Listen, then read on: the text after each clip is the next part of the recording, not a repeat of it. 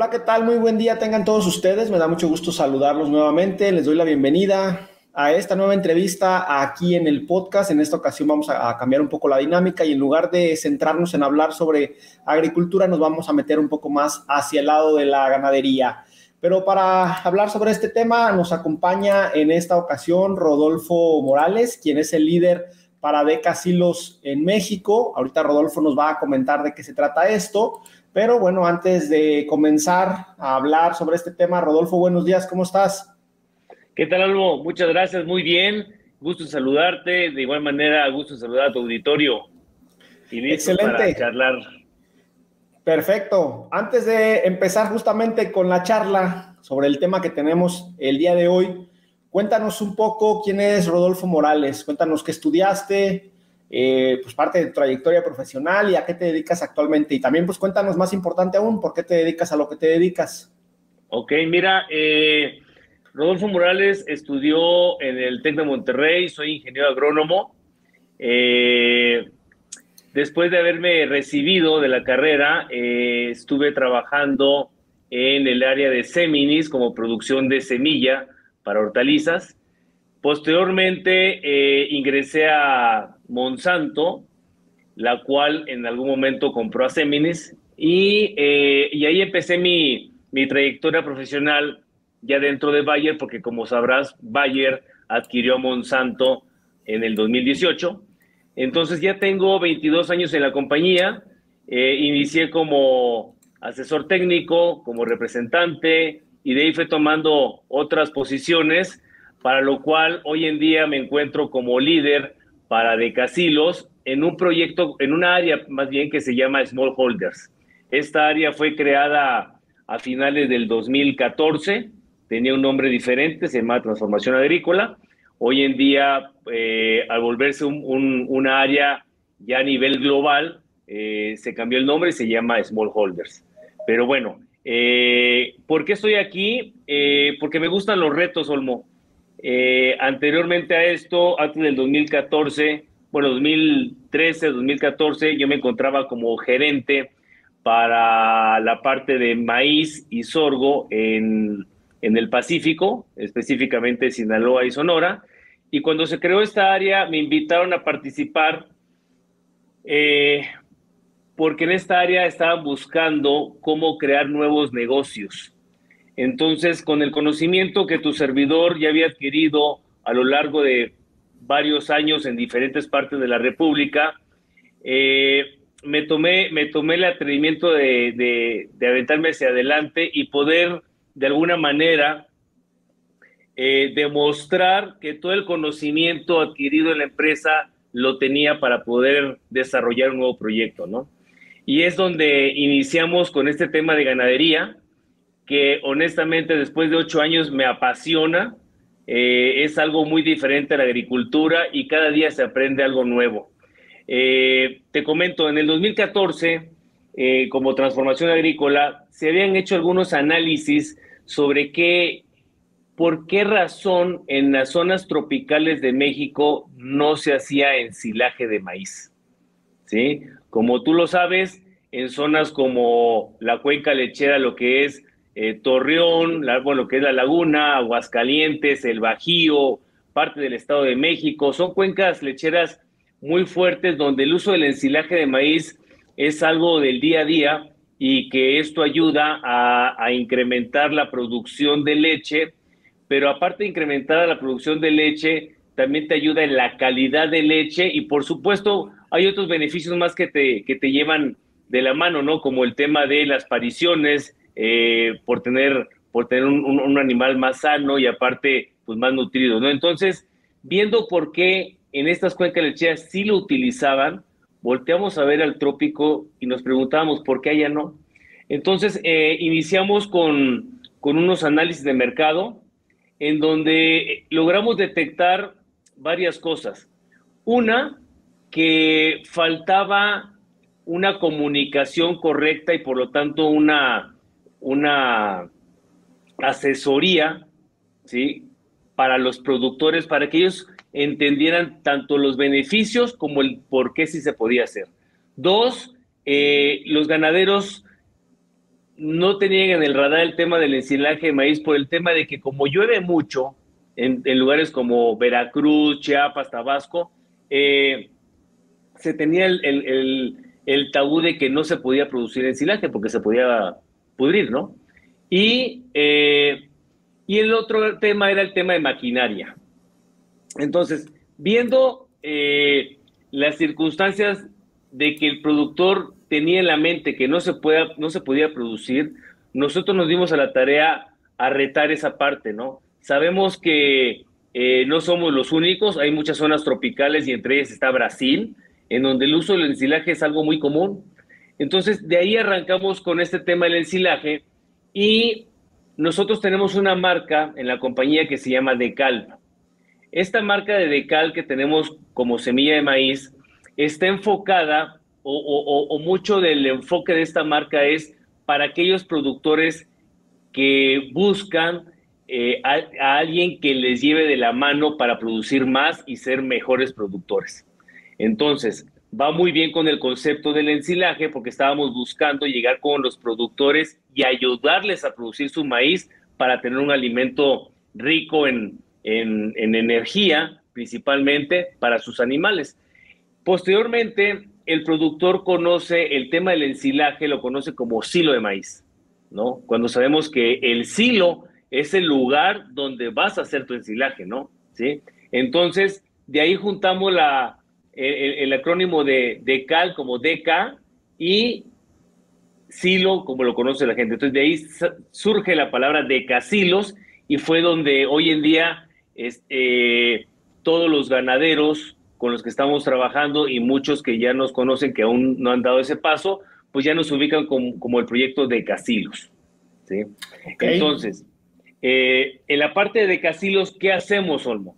Nosotros damos asesoría técnica al ganadero por medio de ingenieros agrónomos que se están contratando en diferentes regiones del país, en donde este ingeniero agrónomo le enseña al productor a sembrar el cultivo de maíz.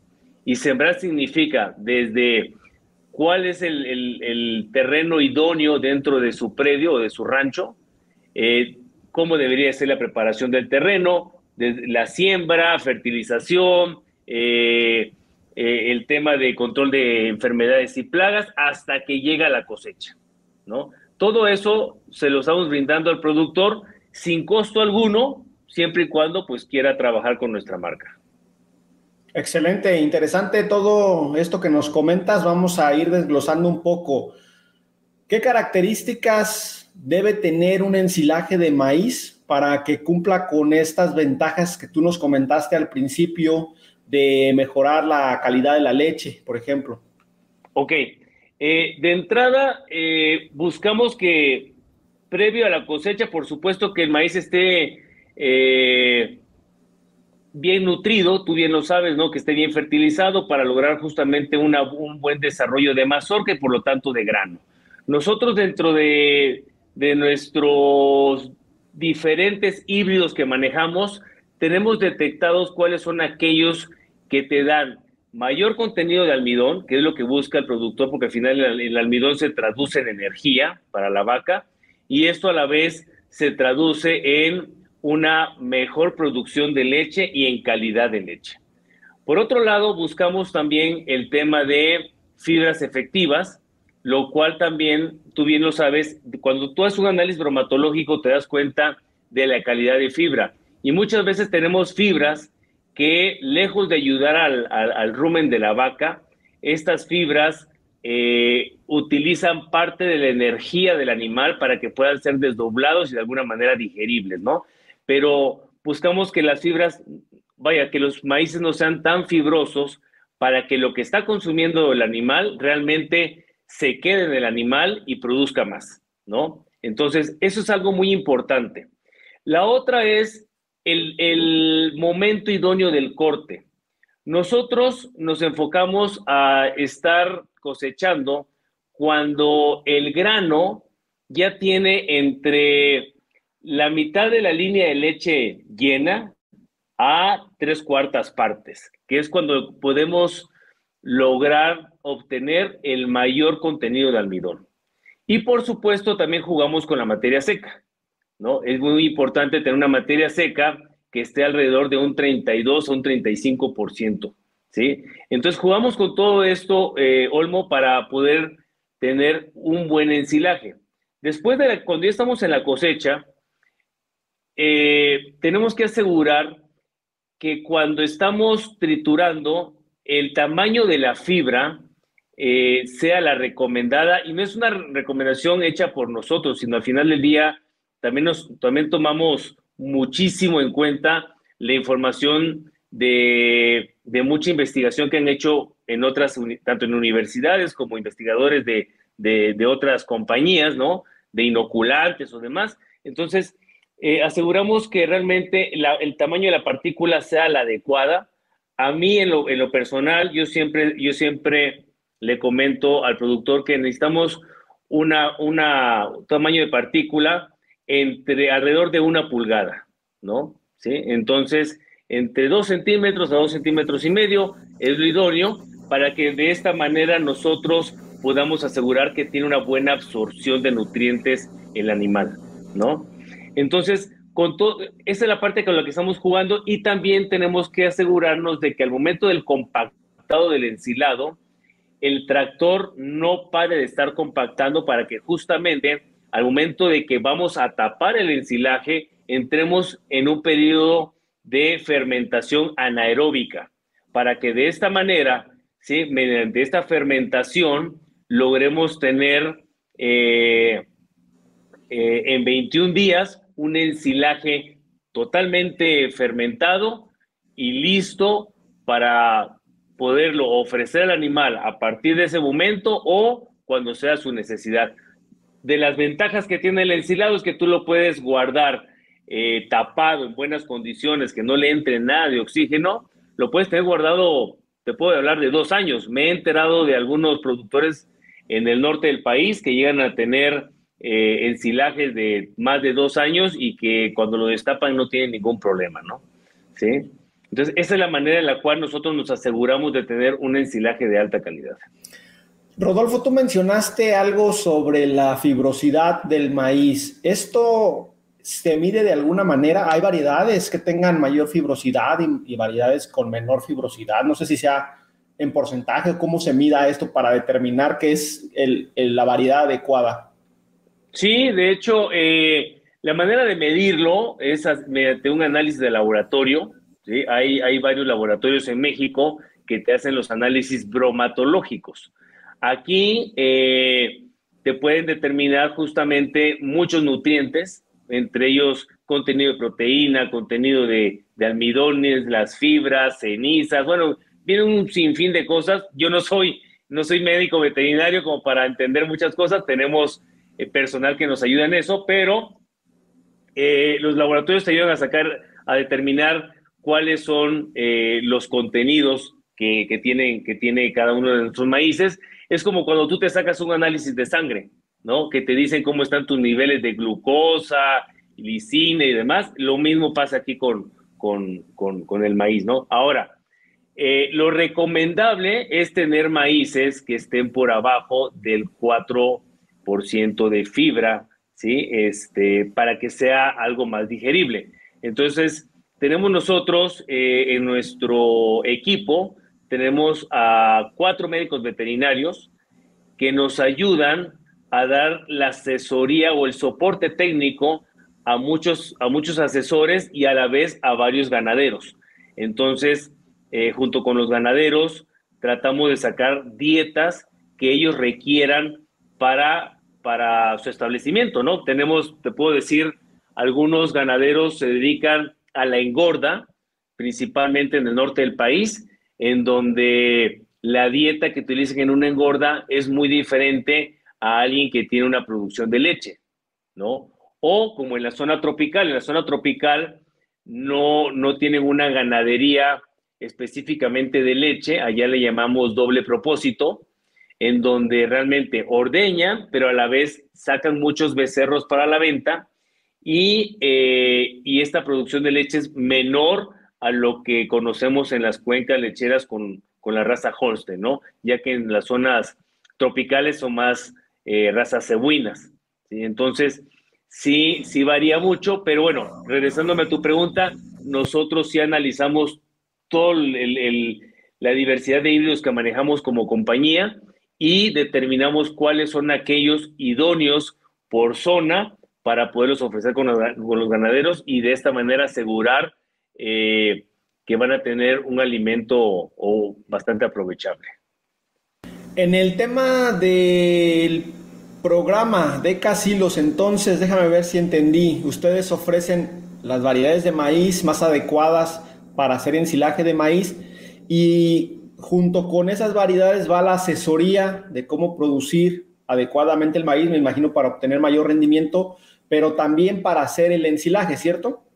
Así es. De hecho, cuando nosotros arrancamos el proyecto Olmo, te comento, tuvimos que adquirir mucha maquinaria agrícola, específicamente hablando de ensiladoras para poder cosechar, puesto que cuando arrancamos el proyecto en Veracruz y Chiapas, ahí no tenían, era muy poca la maquinaria que había para poder cosechar, ¿no? Que son las ensiladoras. Entonces tuvimos que adquirir un parque de maquinaria de cerca de 91 implementos entre ensiladoras, sembradoras y demás para llevar a cabo y poderlo demostrar con los ganaderos.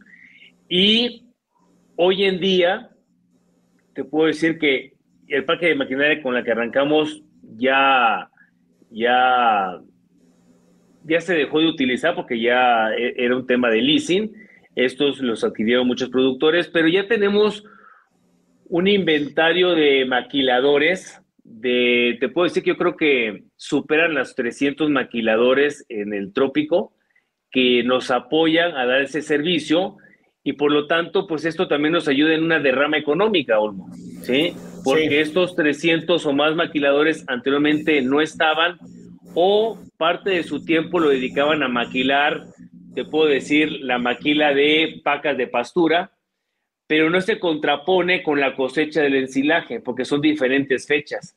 Entonces, hoy ya tienen otro negocio adicional y por lo tanto también en derrama económica estamos ayudando muchísimo en temas de ensilaje de maíz. Oye, y me queda aquí la duda, entonces, los ganaderos con los que se trabaja, además de ser ganaderos, ¿también tienen sus parcelas de maíz o muchos de ellos no tenían como sembrado maíz y tuvieron que destinar un espacio o lo compran a gente que produce? ¿Cómo está esta parte? No, fíjate que te puedo decir que la gran mayoría, arriba del 90%, no conocían el cultivo de maíz, o sea, eran ganaderos 100%, en el cual ellos soltaban a sus animales a comer la pastura de los potreros.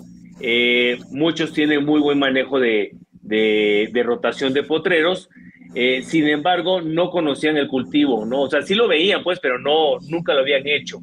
Entonces, nosotros lo que hacemos justamente, llevamos a un ingeniero con ellos y dentro de su terreno que ya tienen es donde ellos ya utilizan un pedazo.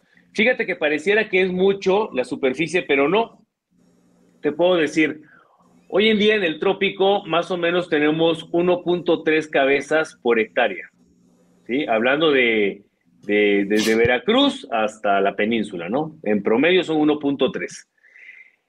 Entonces, la mayoría de los productores, o podemos decir que la media de los productores medianos y pequeños, pues a lo mejor tienen 70 cabezas, ¿sí? Entonces estamos hablando de que tienen alrededor de, ¿qué te gusta? 50 hectáreas, ¿no? 60 hectáreas, pero lo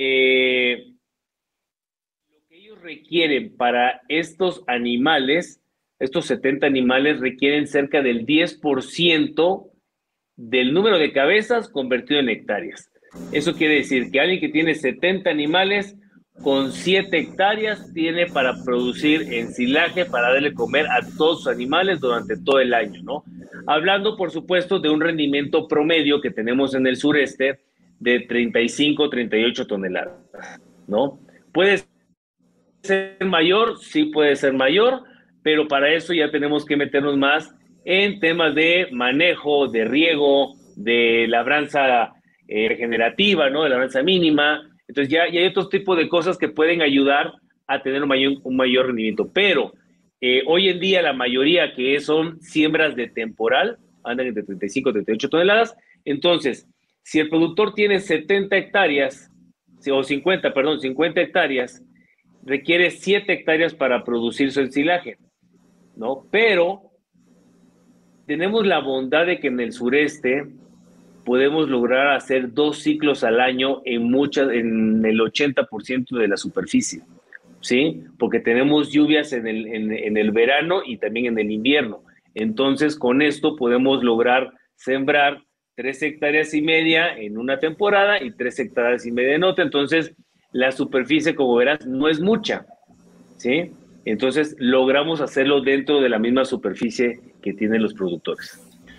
Y con estos agricultores que se ha trabajado, Rodolfo, o que tú y tu equipo han trabajado, ¿el ensilado de maíz ha sustituido a qué alimento y cuáles son las ventajas a lo mejor más económicas de hacer esta sustitución? Ok, mira, básicamente es un juego en la nutrición, es un juego de elementos que requiere el ganadero, pero te puedo decir que estamos sustituyendo en parte al alimento balanceado, ¿sí?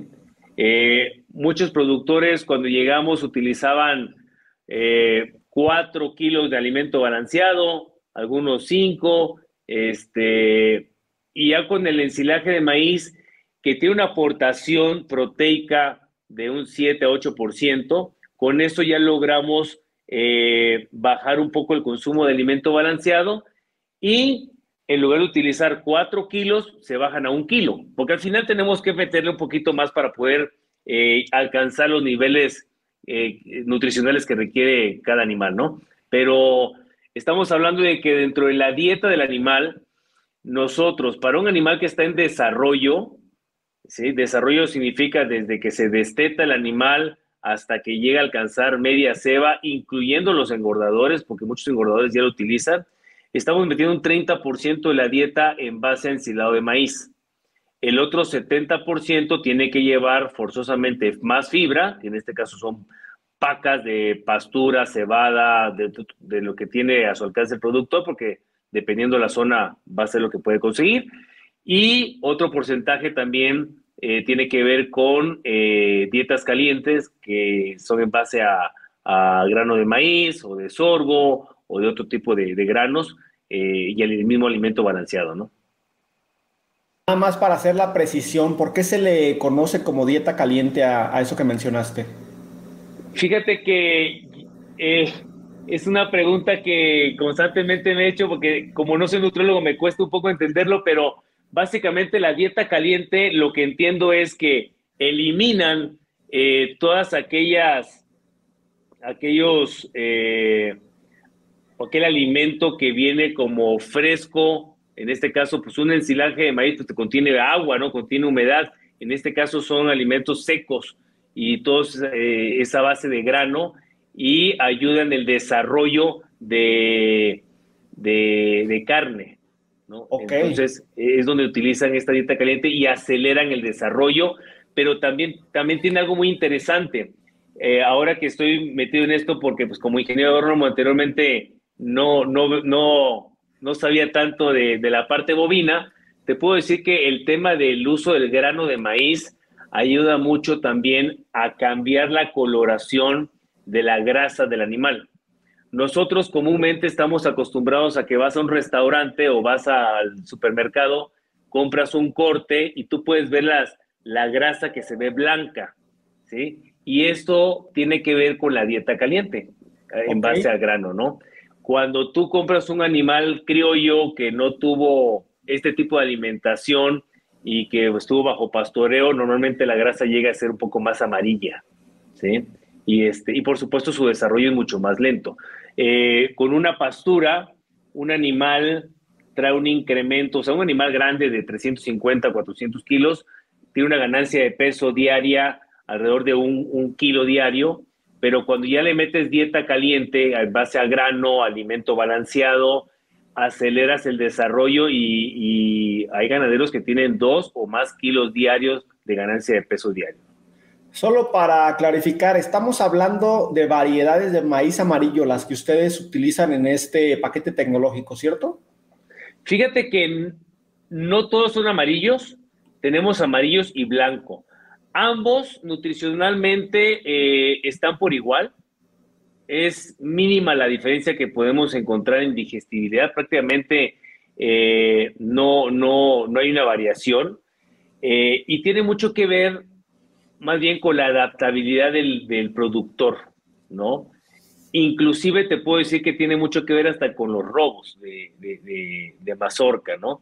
Por decirte, hay zonas donde si el productor no está cuidando su cultivo, cuando ya está en el lote, pues de repente llega el siguiente día y ya desaparecieron algunos elotitos, ¿no? Yo Entonces, creo que eso pasa en todo México. exacto. Entonces eso pues lo hacen en tamales, pero cuando tú metes un cultivo amarillo, de un maíz amarillo, se reduce muchísimo el robo.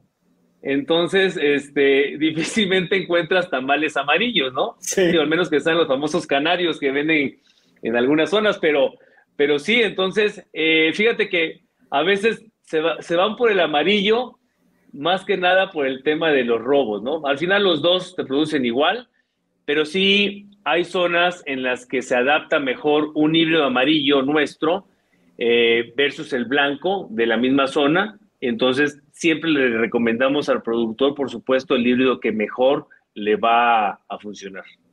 Ok. Oye, pues al final esta parte de Decasilos me parece muy interesante porque constituye un paquete tecnológico en el que aportan pues tanto la solución a nivel de la variedad de maíz, como la parte de la asesoría, como la parte a lo mejor del seguimiento. Rodolfo, ya para ir finalizando, ¿qué experiencias has tenido tú o ha tenido tu equipo desarrollando este paquete tecnológico y qué se viene para los siguientes años para Decasilos?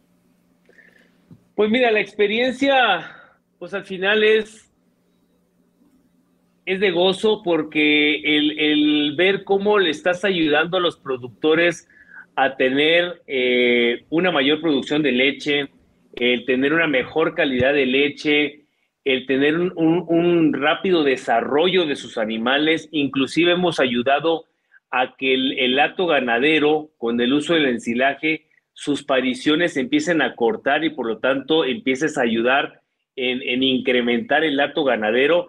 Pues la verdad es que eso te llena de gozo, ¿no? Porque estás viendo cómo eso ayuda en una derrama económica.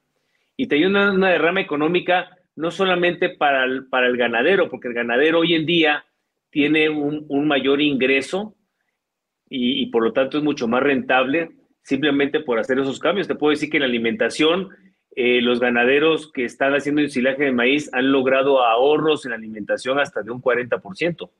¿Sí? Entonces, adicional a eso, estamos logrando crear mano de obra en la misma sociedad, porque pues ahora con el cultivo del maíz tienen que contratar obreros que ayuden justamente en la siembra de esto. Entonces, eso al final, pues te llena de gozo porque estás ayudando a tu comunidad, ¿no? ¿Sí? Ahora, ¿qué se viene más hacia adelante? Fíjate que nosotros estamos trabajando mucho ahorita en piloto apenas el tema de agricultura regenerativa, ¿sí? Y en ese tema te puedo decir que ya dimos el primer paso, que es que aprendan a sembrar el cultivo del maíz, que lo sepan dominar. Ahora el siguiente paso es cómo te ayudo a utilizar labranza mínima, ¿sí? A utilizar cultivos de cobertura que hoy en día estamos analizando cuáles son aquellos cultivos de cobertura que podemos meter y que a la vez no perjudique económicamente al productor por quererlo hacer, sino que le siga rindiendo frutos que se pueda utilizar también como parte de la alimentación del ganado. También estamos con aquellos que tienen sistema de riego, utilizando un programa que se llama Carlota, que es un programa que apenas lo diseñamos en Bayer, aquí en México, puedo decir que está hecho en México, que ayuda a los que tienen sistema de riego a saber en qué momento tienen que regar y cuánto tienen que regar. Y con esto te puedo decir que estamos teniendo ahorros en promedios con los productores que se ha realizado a nivel nacional en diferentes cultivos, no solamente en maíz, sino también en hortaliza, en nogales, en varios cultivos, de un 30% el ahorro de agua. Y esto también se ve beneficiado en el consumo de la luz, ¿no? Entonces, por lo tanto, utilizamos menos energía. Estamos ahorita, de hecho, viéndolo de unos análisis en un laboratorio para determinar cuántos gases se pueden reducir en la emisión que tiene una vaca con el uso del ensilaje. O sea, palabras más, palabras menos. Con el uso del ensilaje, según la literatura, te dice que logramos reducir entre un 10 a un 15% la cantidad de emisiones de metano que tiene una vaca. Y por lo tanto, si logramos nosotros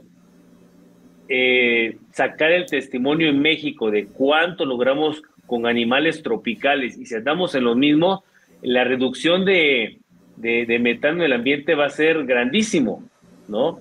Más o menos, no sé bien cuál sea el término que se utiliza, pero en mis palabras te puedo decir, una molécula de metano es 21 veces más fuerte o grande que un dióxido de carbono, ¿no? Entonces, con esto vamos a poder también llevar a la sociedad, y cuando se venga lo de procarbono y emisiones de carbono y todo ese rollo, pues creo que ya tenemos también un pie adelante, y también los ganaderos por ese lado también podrán vender ese tipo de emisiones de carbono, ¿no? Entonces, vamos para allá.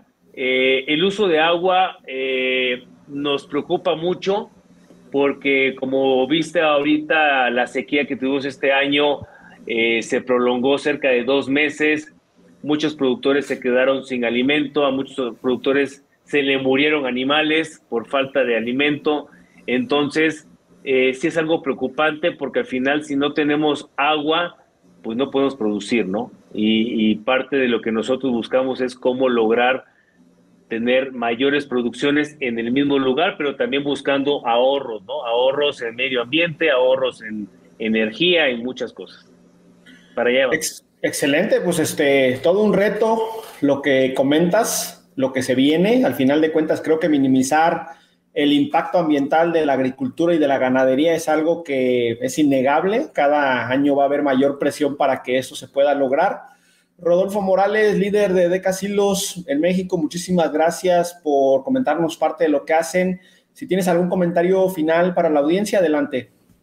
No, agradecerte y bueno, invitar a aquellos ganaderos que nos puedan escuchar o ver en pantalla que estamos abiertos, nos encontramos con una red de distribuidores bastante grande, tanto en la península, hablando de lo que es Yucatán, Quintana Roo, Campeche, nos encontramos en Tabasco, Veracruz, Chiapas, costa de Oaxaca, altos de Jalisco, Tamaulipas, Nuevo León, parte de Coahuila, Nayarit, y de la misma manera nos encontramos en Centroamérica, tanto en Guatemala, El Salvador, Nicaragua, Honduras, Costa Rica, República Dominicana, y se está viendo el tema de podernos expandir a la India, ¿no? Entonces, bueno, pues quien quiera ponerse en contacto con nosotros, seguramente nos pueden contactar tanto en nuestra página oficial, tanto en